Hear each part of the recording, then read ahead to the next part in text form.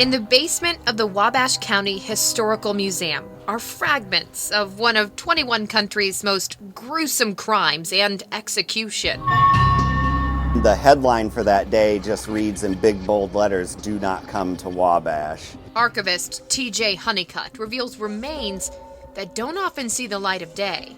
Folklore-wise, at least, are believed to be the bones of a spree killer from Wabash County in the 1850s. His name was John Hubbard. He was actually a Canadian fellow who got a job on the canal with his wife and son, and he eventually moved in with a family that was renting a cabin. There were 7 of them, husband, wife, and 5 children.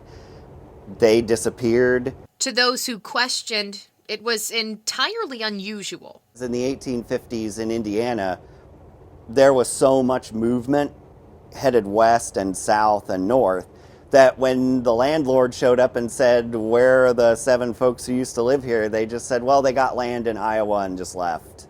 So, and they were like, "Oh, okay." He got another roommate who was a fellow named Ed Boyle. He also disappeared. But Boyles would be found soon after, dead, in the canal near the home. Hubbard was arrested, but it was just the beginning of the investigation. The sheriff overheard him ask his wife how the family in the basement was doing, and so they sent a coroner's jury out and dug in his basement and found the 7 people who had been living there prior. The probable murder weapon, which was a hammer, all of the victims were found with broken skulls. Upstairs, artifacts in the case, more suitable for the public. The county also didn't own handcuffs, and so they had to contract a local blacksmith to make handcuffs for him, as well as the lock that they had to cut off immediately after installing it because the sheriff at the time lost the key.